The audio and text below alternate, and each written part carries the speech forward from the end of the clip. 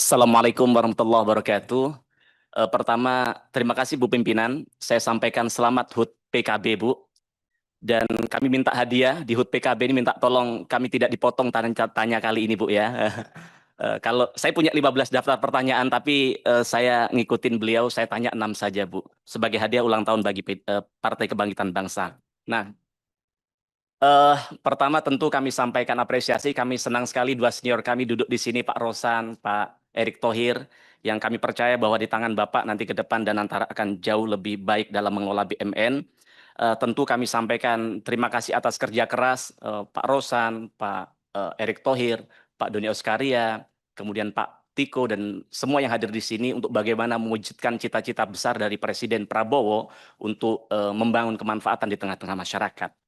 Awalnya Pak, saya hampir sama dengan seluruh masyarakat Indonesia yang skeptis dengan hadirnya Danantara di awal berdiri dulu.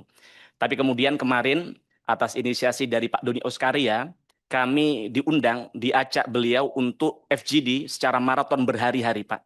Untuk beliau memaparkan berbagai hal soal RKAP di tahun 2025 ini dan menerima masukan sebanyak-banyaknya dari kami begitu.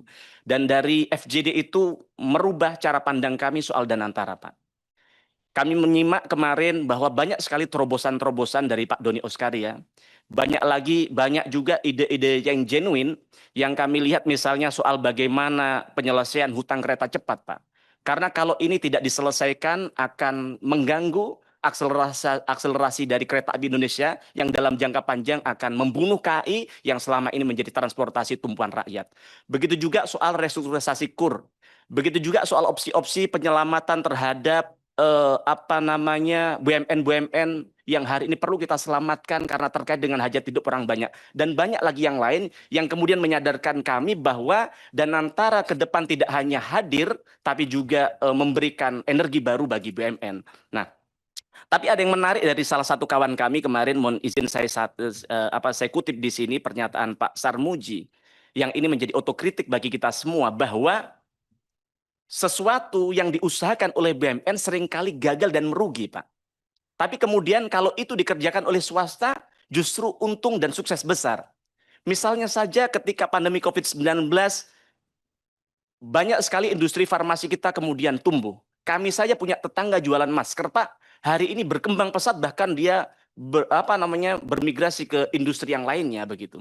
Tapi kita lihat industri farmasi kita hari ini kita justru akan selamatkan itu karena tidak bisa optimal ketika diberikan privilege oleh pemerintah saat itu begitu. Begitu juga dengan jalan tol. Begitu juga dengan Perumnas. Bagaimana kita lihat hari ini developer sukses tapi justru Perumnas dari tahun ke tahun minta bantuan pemerintah untuk penyelamatan begitu. Nah, sehingga kami sangat apresiasi, kami sangat optimis bahwa ke depan Danantara akan mampu untuk menggerakkan ekonomi masyarakat. Saya juga mencatat langkah-langkah besar yang dilakukan oleh Pak Rosan untuk bagaimana mendorong arah baru investasi strategis nasional.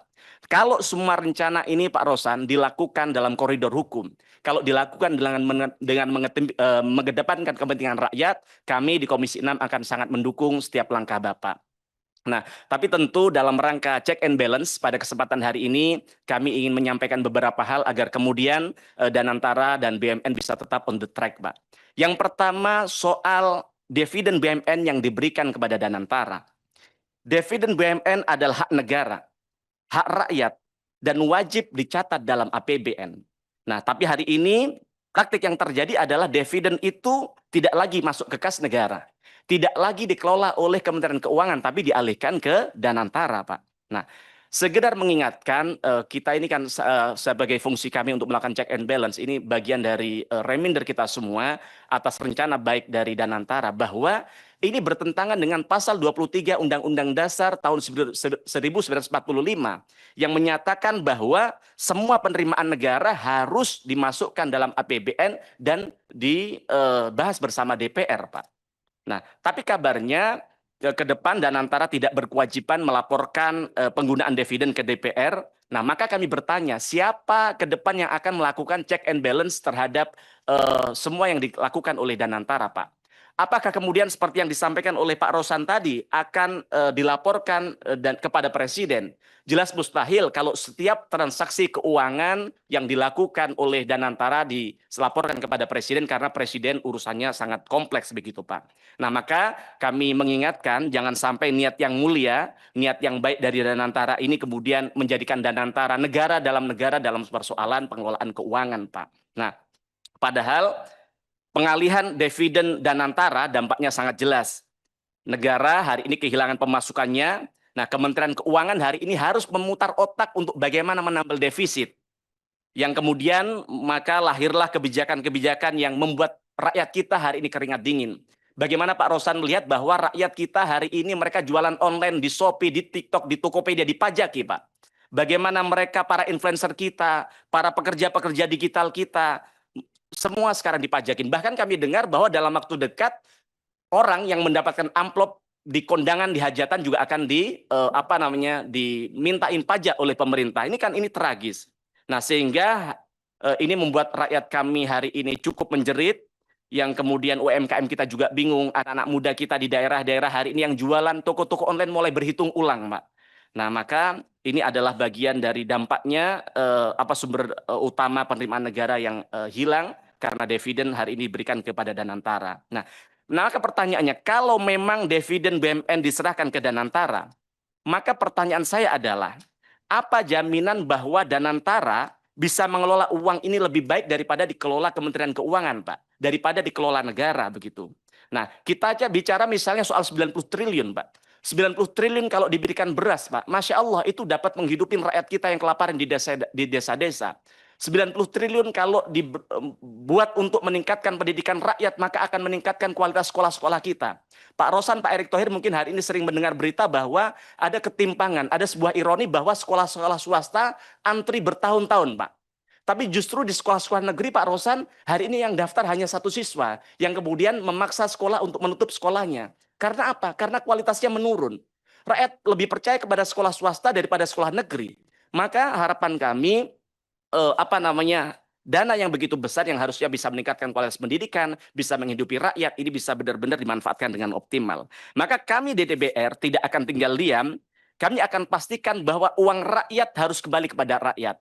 Bahwa setiap rupiah dividen yang diberikan negara kepada Danantara harus bisa dipertanggungjawabkan, harus bisa diaudit, harus bisa dipantau agar ke depan semuanya bisa sesuai dengan harapan kita semua, begitu. Nah, maka harapan kami sebelum kita berbicara lebih jauh, tupoksinya harus diperjelas karena kami lihat sampai hari ini, jangankan rakyat, kami saja di Komisi 6 masih bingung tupoksi antara Kementerian BUMN dan juga BPI Danantara. Maka ke depan ketika ada sebuah fraud, ada sebuah kegagalan, jangan terjadi blame shifting yang kemudian saling menyalahkan antara Kementerian BUMN dan juga Danantara, begitu. Kemudian kami juga mengingatkan bahwa ada istilahnya jas merah, Pak. Jangan pernah sekali-kali melupakan sejarah. Itu pesan dan ajaran penting dari para founding father kita, pendiri bangsa kita. Kalau kami lihat hari ini, tiba-tiba Danantara belum pernah rapat bersama Komisi 6, yang kami lihat tiba-tiba semua baliho, semua media-media promosi sudah berubah dari BUMN ke Danantara, Pak. Begitu juga dengan logo-logo yang dipakai baju para BUMN kita sekarang sudah berganti Danantara, begitu. Mohon izin, apakah seburuk itu BUMN selama ini? Izin, Menteri BUMN-nya masih ada, Pak. Lembaga BUMN masih ada. Dan selama ini apakah BUMN buruk? Tidak. Saya Mufti Anam menyaksikan dari tempat ini 5 tahun. Kami melihat bahwa banyak sekali transformasi yang sukses dilakukan Pak Erick Thohir dalam memimpin BUMN. Tapi mohon izin, apakah saya dekat dengan Pak Erick Thohir? Tidak. WA juga jarang dibalas kadang, Pak. Loh, ya. Beliau datang 2 kali di tempat kami, di rumah kami, di Banyuwangi, di Pasuruan, di mertua kami tidak pernah digabari, tidak apa-apa. Banyak urusan konstituen kami tidak deliver, bahkan satu pun tidak deliver dari beliau, kami tidak apa-apa. Tapi di tempat ini kami harus profesional mengakui bahwa Pak Erick Thohir sukses dalam mentransformasi BUMN. Walaupun kami lihat hari-hari ini kita lihat bahwa ada Pertamina, ada BRI dan sebagainya yang terjadi skandal, tapi kita tidak menafikan bahwa banyak sekali yang kemudian transformasi sukses dilakukan. Apakah Bapak mau kemudian apa yang sudah Bapak lakukan hari ini, misalnya dilakukan oleh Pak Doni Oskaria. Kemarin saya puji Pak Doni. Pak Doni begitu cerdas karena semua BUMN hafal 1087 BUMN hafal, Pak. 1087 beliau hafal persoalan dan masalahnya. 1043 beliau hafal persoalannya. Saya saja di lima tahun di tempat ini jangankan mencari solusi, hafal nama-nama BUMN saja tidak hafal. Nah, apakah mau 5 tahun lagi ketika bapak-bapak sudah berdarah-darah, bagaimana menyelamatkan BUMN, kemudian nama bapak dilenyapkan dari apa yang bapak lakukan begitu? Nah, harapan kami itu tidak. Yang kedua, kami ingin mengkonfirmasi soal Pak Mufti, tolong dipercepat karena ada 20, mohon maaf ya, ini Iya. tidak membatasi, ada 26 pertanyaan teman-teman. Saya baru nomor 1 tanya. Ya, tolong ya. Saya baru nomor 1, Bos. Nah, ini saya baru nomor 2, izin. Iya. Beliau tadi 6 tanya, saya punya 15 pertanyaan, saya hanya tanya 6, saya sudah ngapunten. Ini bukan kritik, ini kecintaan kami kepada Danantara, begitu. Mohon izin Pak, kalau cara penyampaian saya seperti ini Pak, mohon maaf, saya ini 10 bersaudara. Mohon izin Pak Andre, saya 10 bersaudara Pak. Kami lahir dari keluarga miskin, abah saya hanya guru ngaji. Jadi kami ditempa dalam lingkungan yang keras, jadi sehingga cara bicara kami begini, tapi Bapak kalau tahu seperti teman-teman, hati kami tidak seperti apa yang kami sampaikan sebenarnya Pak. Begitu. Nah, mohon izin Pak Andre. Yang kedua, soal utang 10 miliar US dollar Danantara. Soal utang 10 miliar US dollar yang akan diajukan Danantara kepada bank asing dalam bentuk multi currency, Pak. Nah, jujur kami sedikit kaget soal hal ini begitu, karena setahu kami Danantara diciptakan untuk bagaimana mengoptimalkan investasi, duit yang kita punya untuk investasi. Tapi ternyata juga menjadi bagian dari kepanjangan tangan pemerintah untuk melakukan hutang begitu. Maka kami ingin tanyakan soal hal itu, betul nggak utang 10 miliar US dollar? Untuk apa? Dan sekarang dividen yang sudah diberikan negara yang 90 triliun, bahkan kalau kita menyatir pernyataan Pak Rosan di media 150 triliun, bahkan kemarin ketika kami tanya ketika FGD ternyata hanya 140 triliun, itu duitnya kemana? Apa tidak cukup untuk melakukan akselerasi dan investasi begitu? Nah, kami hanya mengingatkan jangan sampai pinjaman 10 miliar dolar itu tidak menggunakan jaminan-jaminan yang terkait aset bangsa. Karena mohon izin kami saja melakukan pinjaman 10 juta Pak, itu harus gadaikan PBKB Pak. Nah, kami ingin tanyakan apa jaminan yang diberikan Danantara untuk meminjam 10 miliar US dollar yang ini menjadi salah satu pinjaman terbesar di Asia Tenggara. Kami ingin tanyakan soal itu. Jangan sampai ada, saya mengingatkan bahwa ada pasal dalam Undang-Undang nomor 3 dan pasal 33 Undang-Undang Dasar tahun 1945 Pak, yang menyatakan bahwa aset-aset strategis bangsa harus dimanfaatkan sepenuhnya sebesar-besarnya untuk kepentingan rakyat, bukan untuk digadaikan begitu Pak. Nah, kemudian nomor 3 saya skip. Selanjutnya soal Garuda Indonesia, Pak. Kami setuju pemerintah akan melanjutkan menyelamatkan Garuda Indonesia. Tapi harapan kami setiap aksi yang dilakukan Danantara disampaikan dulu kepada DPR roadmap-nya, Pak. Kami jujur agak sedikit kaget kemarin ketika Danantara memberikan pinjaman 405 juta US dollar ke Garuda Indonesia. Nah, karena sebelumnya tahun 2022, Pak, kami juga pernah memberikan PMN kepada mereka 7,5 triliun. Tapi apakah kemudian Garuda Indonesia selesai? Sembuh? Tidak juga, Pak. Maka yang perlu yang sebelum memberikan pinjaman ke depan, harapan kami perlu diperbaiki dulu tata kelola dari mereka. Perlu diperbaiki dulu budaya-budaya koruptif yang ada di dalamnya. Karena kalau tidak, berapapun duit negara, duit Danantara yang diinvestasikan ke sana pasti akan tidak mampu menyelesaikan. Karena kami setuju soal ini karena apa? Karena kita tahu bahwa penerbangan kita yang punya swasta, saya sebut saja Lion Air, Batik Air Pak Rosan, itu semakin ugal-ugalan dalam melayani rakyat Pak. Mereka sering delay berjam-jam, cancel semaunya sendiri. Yang ini penting untuk hadirnya maskapai penerbangan negara untuk bagaimana bisa hadir melayani rakyat begitu Pak. Nah, kemudian yang kelima soal hilirisasi Kemenyan Pak.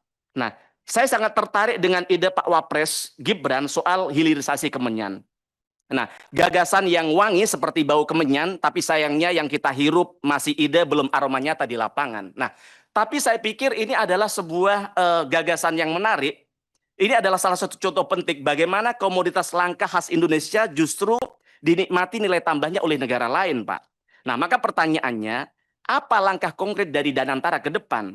Jangan sampai rakyat seperti di Tapanuli cuma jadi tukang sadap yang yang kaya justru malah eksporter dari Kemenyan itu, Pak. Nah, apakah Danantara siap menjadi katalis kedaulatan ekonomi berbasis komoditas lokal atau masih terus sibuk di tambang dan soal jalan tol? Maka harapan kami ini perlu untuk menjadi perhatian bagi Danantara. Sudah itu aja, Bos. Nanti dimarahin Bos Andri. Matur nuwun. Assalamualaikum warahmatullahi wabarakatuh. Baik. Terima kasih. Memang mungkin Pak Mufti agak lupa ya. Padahal undang-undang yang kita sahkan Undang-Undang Nomor 1 Tahun 2025 itu sudah menjawab seluruh pertanyaan Pak Mufti itu. Termasuk soal kenapa uang dividen itu tidak ke Kementerian Keuangan lagi. Masa Pak Mufti lupa asal undang-undang yang Pak Mufti bahas sendiri gitu loh. Enggak. Lalu yang kedua, saya rasa tidak ada soal adu domba ya. Apa namanya?